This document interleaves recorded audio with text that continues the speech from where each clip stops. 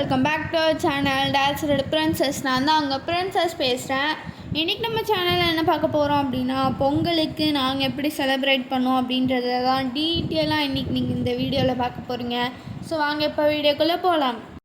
இந்த பொங்கல் தான் எனக்கு ரொம்ப சந்தோஷமான பொங்கலாக இருந்துச்சு. ஏன்னா எல்லா பொங்கலுக்கும் காலையில் இருந்துச்சு பொட்டெல்லாம் சாமிக்கு பொட்டு வச்சு நான் தான் பூ வைக்க சொல்லிடுவாங்க மம்மி. சாமான் மட்டும்தான் துளக்கி தருவாங்க, நான் பூ வச்சுருவேன், அவங்க சமையல் பக்கம் போயிடுவாங்க. ஆனால் இந்த வாட்டி எங்கள் மம்மியே எல்லா வேலையும் பண்ணிட்டாங்க. காலைல நான் பொறுமையாக எழுந்துச்சு பொறுமையாக குளித்து அதுக்கப்புறம் ட்ரெஸ்ஸு போட்டு சாமி கும்பிட்டு அதுக்கப்புறம் 2 நிமிஷத்துலேயே நான் ட்ரெஸ்ஸை கழித்து போட்டேன். ஸோ அந்தளவுக்கு ஒரு ஜாலியான பொங்கலாக இருந்துச்சு இது. ஸோ இந்த வாட்டி பொங்கலுக்கு எங்கள் வீட்டு ஸ்பெஷல் வந்து கேரட் பீன்ஸ் முருங்காய் கத்திரிக்காய் சாம்பார், வெண்பொங்கல், சக்கரை பொங்கல், பாயாசம், அதுக்கப்புறம் டபுள் பீன்ஸ் உருளைக்கிழங்கு பொரியல், பூசணிக்காய் பொரியல், பாயாசம், மெதுவடை, கோக்னட் சட்னி. இதெல்லாம் தான் இந்த வாட்டி எங்கள் வீட்டில் ஸ்பெஷல். ஸோ உங்கள் வீட்டில் ஸ்பெஷல் என்னதுன்னு சொல்லிட்டு கமெண்ட் பண்ணுங்கள். ஸோ இப்போ நீங்கள் பார்க்குற இந்த பெருமாள் வந்து பார்த்திங்கன்னா எங்கள் வீட்டுக்கு ரொம்பவே ஸ்பெஷல். ஏன்னா எங்கள் வீட்டு கிரகப்பிரவேசத்தன்னைக்கு இந்த பெருமாள் தான் முதல் எங்கள் வீட்டுக்குள்ளே கால் வச்சார். ஸோ இந்த பெருமாள் வந்து அப்பாவோட ஃப்ரெண்ட் சீனியர் மோஸ்ட் டாக்டர் தான் வந்து வீட்டு கிரகப்பிரவேசத்துக்காக கிஃப்ட் பண்ணார். எப்போயுமே வந்து இந்த பெருமாளை எப்பப்பெல்லாம் நாங்கள் சாமி கும்பிட்றோமோ அந்த எல்லா டைமுமே வந்து பார்த்திங்கன்னா இந்த பெருமாளை வந்து நாங்கள் ஃபுல்லாக கழுவி அதுக்கப்புறம் திரும்பியும் புதுசாக வந்து மஞ்சள் குங்குமம்லாம் வைப்போம். அண்ட் இப்போ நீங்கள் பார்க்குற இது வந்து பார்த்திங்கன்னா பெருமாள் பாதம். இந்த பெருமாள் பாதமும் வந்து அவர் தான் வந்து கிஃப்ட் பண்ணார். ஸோ அவர் வந்து திருப்பதிக்கு போயிட்டு வரும்போது வாங்கிட்டு வந்து கொடுத்தாரு. பெருமாள் பாதமும் சரி பெருமாளும் சரி ரெண்டுமே வந்து பார்த்திங்கன்னா டீட்டெயிலிங் ரொம்ப சூப்பராக கொடுத்துருப்பாங்க. அவ்வளோ அழகாக இருக்கும் அதை பார்க்கும்போது. அந்த பெருமாள் பாதம் வந்து பார்க்க குட்டியாக தான் இருக்கும், ஆனால் செம்ம வெயிட்டாக இருக்கும். அது பெருமாளுமே வந்து ஒத்த கையில் தூக்கவே முடியாது. நான்லாம் ஒத்த கையில் தூக்குனேன்னா ஒரு சைடு தொங்கிக்கும், அந்தளவுக்கு வந்து ரொம்ப வெயிட்டாக இருக்கும் அது. ஸோ எல்லார் வீட்லேயும் வந்து பார்த்திங்கன்னா பொங்கலுக்கு முன்னாடி நாளே பானை வாங்கி அதை கழுவி பெயிண்ட் பண்ணி விறகை தேடி கல்லை தேடி அதுக்கப்புறம் பொங்கல் காலையில் எழுந்துச்சு மொட்டை மாடிக்கு போய் பொங்கல் வச்சு அதில் வந்து பாலெல்லாம் ஊற்றி சக்கரை பொங்கல் விட்டு பொங்கலுன்னு கற்றுவாங்க. ஆனால் எங்கள் வீட்டில் அப்படியே டோட்டலி ஆப்போசிட்.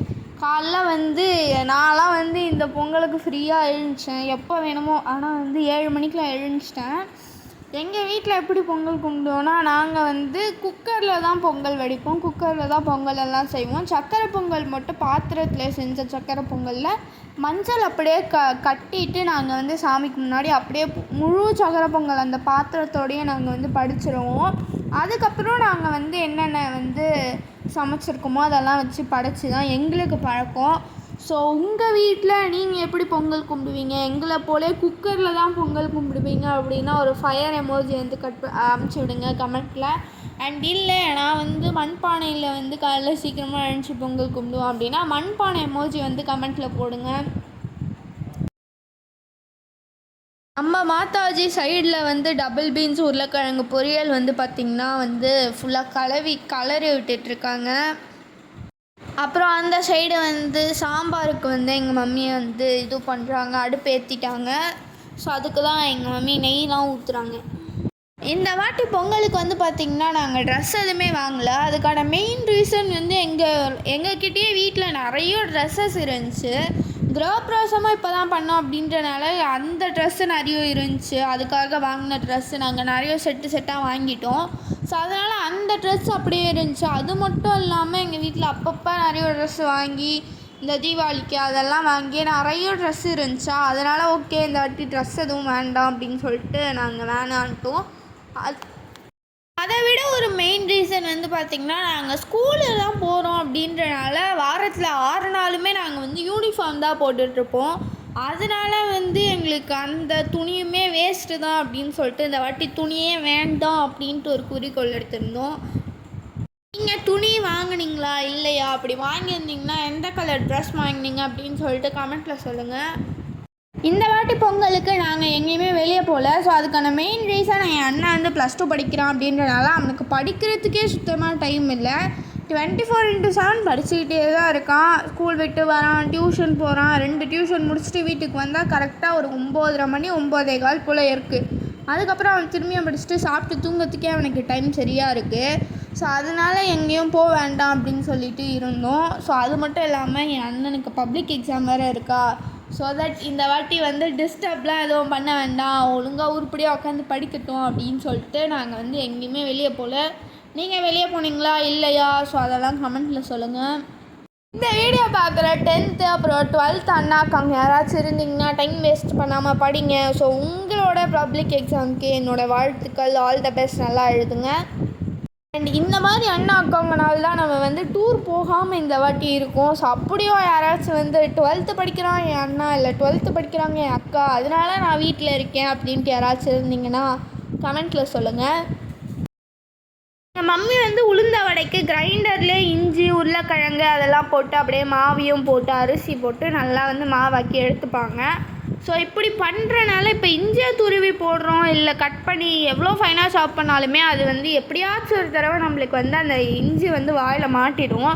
ஸோ அப்படி இருக்கனால அந்த ஒரு வடை சாப்பிட்ற ஒரு இதுவே போயிடும் நம்மளுக்கு ஃபீலே. ஆனால் இப்படி நீங்கள் மாவு கூடயே சேர்த்து அரைச்சிக்கிட்டீங்க அப்படின்னா உங்களுக்கு வந்து அந்த இஞ்சி சாப்பிட்ற ஃபீலே இருக்காது. இஞ்சி உடம்புக்கும் நல்லது, சாப்பிட்ற ஃபீலும் இருக்காது. ஆனால் வந்து உடம்புக்கு தேவையான இஞ்சியிலேருந்து போக வேண்டிய சத்து எல்லாமே வந்துடும்.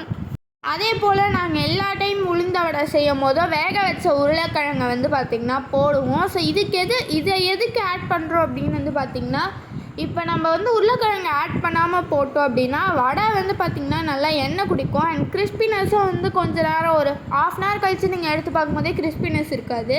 ஆனால் நீங்கள் உருளைக்கிழங்கு எடுத்து போட்டு ஆட் பண்ணி வந்து வடை சுடும் போது எண்ணெய் வந்து பார்த்திங்கன்னா சுத்தமாக குடிக்காது. அண்ட் அதே போல் வந்து பார்த்திங்கன்னா கிறிஸ்பினஸ்மே ரொம்ப நல்லாயிருக்கும்.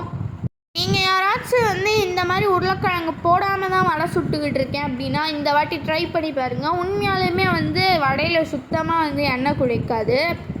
நான் வந்து பார்த்திங்கன்னா எதுவும் மேஜிக் ஷோ பார்க்குற மாதிரி குளிச்சுட்டு வந்த உடனே வந்து என்ன மாட்டிக்கிட்டு இருக்கு அப்படின்னு பார்த்துட்டு இருந்தேன். ஏன்னா நான் அப்போ தான் வந்து ட்ரெஸ்ஸு போட்டு குளிச்சுட்டு வரேன். அது என்ன இதெல்லாம் எனக்கு தெரியலையா, அதனால் வந்து உள்ளே உட்காந்து எட்டி பார்த்துக்கிட்டு இருக்கேன் நான். கடையில் வந்து பார்த்திங்கன்னா மாவு அரைச்சி வச்சுக்கிட்டு அதுக்கப்புறம் குட்டி குட்டியாக சாப் பண்ண வந்து வெங்காயம், அதுக்கப்புறம் கருவேப்பிலை, அண்ட் தென் வந்து க்ரீன் சில்லி வந்து ஆட் பண்ணி எங்கள் மம்மி வந்து பார்த்திங்கன்னா அப்படியே வடை சுட்டு எடுப்பாங்க. எத்தனை பேருக்கு கரும்புனா ரொம்ப பிடிக்கும் அப்படின்னு சொல்லிட்டு கமெண்ட் பண்ணுங்கள். எனக்குலாம் ரொம்ப பிடிக்கும் கரும்புனா. கரும்பு பிடிக்கும்னு சொல்லிட்டு எல்லா வருஷ பொங்கல் அன்றைக்குமே வந்து பார்த்திங்கன்னா ஒரு முழு கரும்பு வந்து வாங்கி வச்சுருவோம் நாங்கள். ஆனால் அது என்னமோ நான் வந்து பொங்கல் முடிஞ்சு 4 நாள் கழிச்சு தான் அந்த கரும்பையே நான் வந்து கட் பண்ணுவேன். ஸோ அந்தளவுக்கு வந்து பிடிக்கும்னு வாங்கி வைப்பேன். ஆனால் அது சாப்பிட்றதுக்கு அந்த ஒரு இன்ட்ரெஸ்ட் வந்து எனக்கு வராது ரொம்ப சீக்கிரமாக.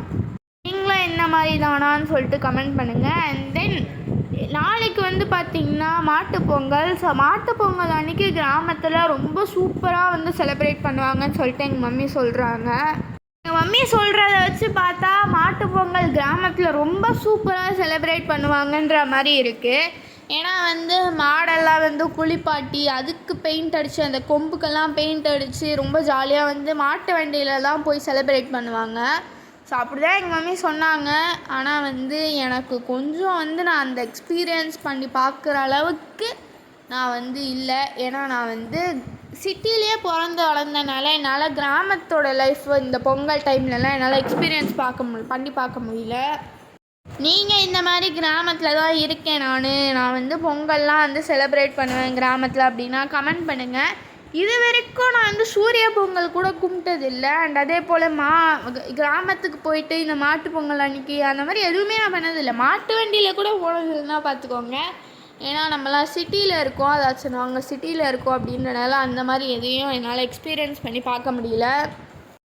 கிராமத்தில் ரொம்ப மெயினாக செலிப்ரேட் பண்ணுற ஒரு ஃபெஸ்டிவல் அப்படின்னா பொங்கல் தான். இந்த போகி, பொங்கல், மாட்டுப்பொங்கல், காணும் பொங்கல் இந்த 4 நாளுமே ரொம்ப வந்து ஒரு முக்கியமான டேஸாக அவங்க பார்ப்பாங்க. போகிக்கு முன்னாடி நாள் வீட்டெல்லாம் க்ளீன் பண்ணிவிட்டு வீட்டில் இருக்க தேவையில்லாத பொருட்கள்லாம் எடுத்து வச்சுட்டு அதை வந்து போகி மார்னிங் ஒரு 4 o'clock போலாம் எழுந்துச்சு அதை ஃபுல்லாக வந்து எரிப்பாங்க. அண்ட் தென் பொங்கலுக்கு வந்து மெயினாக வந்து சூரிய பகவானுக்கு வந்து பொங்கல் வந்து படைப்பாங்க. அண்ட் தென் மாட்டு பொங்கலுக்கு மாடுகளுக்காக செலிப்ரேட் பண்ணுவாங்க. அண்டு காணும் பொங்கல் வந்து பார்த்திங்கன்னா உழவர்களுக்காக செலிப்ரேட் பண்ணுவாங்க. ஸோ இந்த ஒரு ஃபெஸ்டிவல் தான் மெயினாக ஒரு அக்ரிகல்ச்சருக்கான மெயின் ஃபெஸ்டிவல்.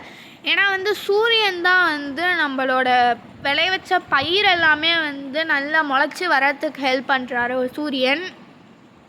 அதனால தான் நம்ம வந்து பார்த்திங்கன்னா பொங்கல் அன்றைக்கி சூரியனுக்கு வந்து பொங்கல் படைக்கிறோம். அண்ட் தென் வந்து பார்த்திங்கன்னா மாட்டு பொங்கலுக்கு வந்து மெயினாக மாடுகளில் தான் வச்சுருப்பாங்க. ஏன் அவங்களுக்காக மாடுகளுக்காக ஏன் வந்து ஒரு தனியாக ஒரு டைப் ஆஃப் பொங்கல் வந்து செக்யூர் பண்ணி அதை எதுக்கு வந்து கும்பிடுறாங்க அப்படின்னு பார்த்திங்கன்னா, நம்மளோட அக்ரிகல்ச்சர் ஃபீல்டை வந்து உழவுறதுக்கு மாடுகள் தான் நம்மளுக்கு ஹெல்ப் பண்ணுறாங்க. ஏர் உழவுறதுக்குலாம் வந்து பார்த்திங்கன்னா மாடு தான் நம்மளுக்கு ஹெல்ப் பண்ணுது.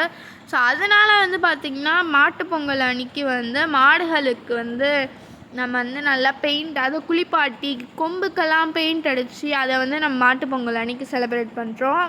அண்ட் தென் அடுத்து கடைசி வர பொங்கல் தான் வந்து பார்த்திங்கன்னா காணும் பொங்கல். காணும் பொங்கல் வந்து பார்த்திங்கன்னா உழவர்களுக்கு வந்து நம்ம செலிப்ரேட் பண்ணுறோம். இப்போ தான் பொங்கலை வெறும் 4 நாள் நம்ம செலிப்ரேட் பண்ணுறோம். பட் ரொம்ப முன்னாடியெல்லாம் வந்து பார்த்திங்கன்னா நம்ம வந்து பொங்கல் வந்து 28 நாள் வந்து செலிப்ரேட் பண்ணுவோம்.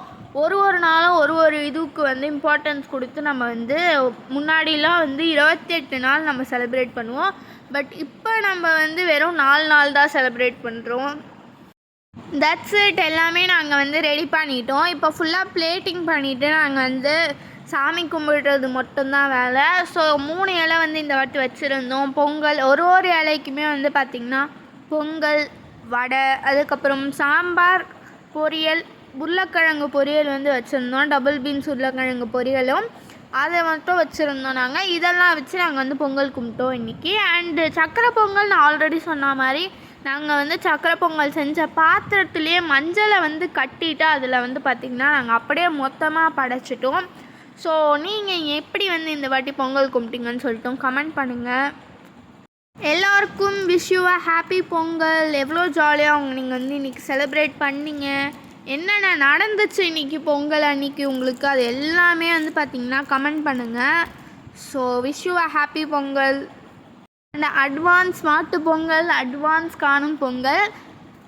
அண்ட் எத்தனை பேர் வந்து பார்த்திங்கன்னா இந்த பொங்கல் அதாச்சும் வந்து மாட்டு பொங்கல் அன்றைக்கி எத்தனை பேர் உங்களோட ஃப்ரெண்டுக்கு வாட்ஸ்அப்பில் போய் ஹாப்பி பர்த்டேன்னு அமுச்சு விடுங்கன்னு சொல்லிட்டு கமெண்ட் பண்ணுங்கள். நான்லாம் வருஷம் தவறாமல் அமுச்சு விட்டுருவேன்.